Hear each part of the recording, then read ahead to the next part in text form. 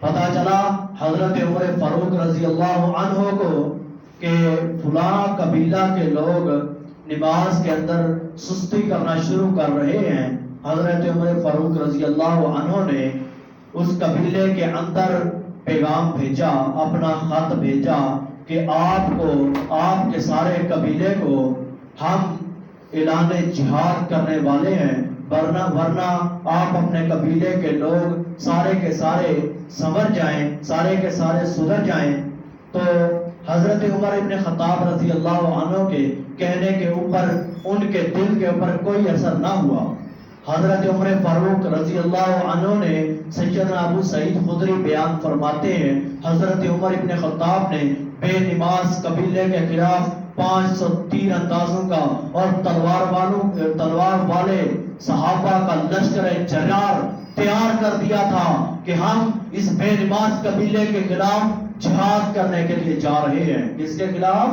بے نماز قبیلے کے خلاف جہاد کرنے کے لیے ہم جا رہے ہیں۔ حضرت عمر نے ایک لشکر تیار کیا۔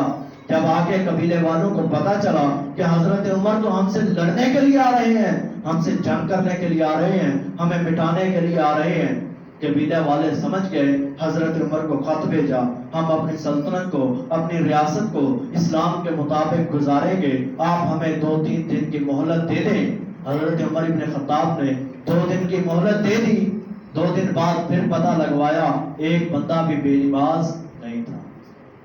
ایک مرتبہ حضرت عمر ابن خطاب رضی اللہ عنہ، انہیں کی سلطنت کا دور ہے، حضرت عمر کی سلطنت ہے، حضرت عمر ابن خطاب رضی اللہ عنہ نے نماز پڑھا کر کے مصلی کے اوپر بیٹھے ہوئے ہیں، جائے نماز کے اوپر بیٹھے ہوئے ہیں، صحابہ کرام بھی نماز پڑھ کے مسجد نبوی شریف کے اندر سامنے بیٹھے ہوئے ہیں، سارے صحابہ بھی تشریف فرما ہیں، حضرت عمر بھی تشریف فرما ہیں۔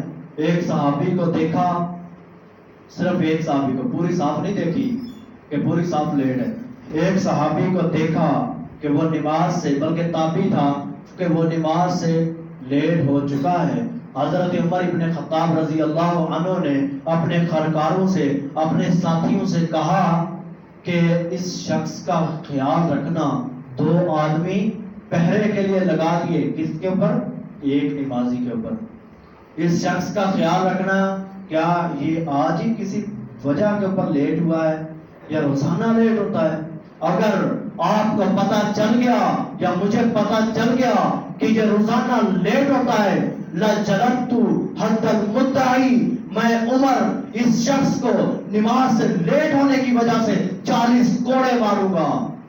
حضرت عمر کہہ رہے ہیں، میں یہ نہیں کہا کہ یہ نماز نہیں پڑھتا اسے کوڑے لگاؤں گا، کہا نماز پڑھنے والا ہے، جماعت کے ساتھ پہنچنے والا ہے، لیکن ایک رکعت تھوڑی سی لیٹ ہو گیا، کوئی مجبوری کی وجہ سے لیٹ بھی ہو سکتا ہے۔ حضرت عمر نے فرمایا، اگر یہ دوسرے دن لیٹ ہوگا، کوئی وجہ بھی نہیں ہوگی، تو میں اس شخص کو 40 کوڑے لگاؤں گا۔ آج ہم دیکھیں، ہم نمازی ہیں، ہم تو فجر کی پڑھ لی، زور کا پتہ نہیں، عصر کا پتہ نہیں، مغرب کی پڑھ لی، عشاء کا پتہ نہیں، یہ ہم خود کو کہتے بھی مسلمان ہیں۔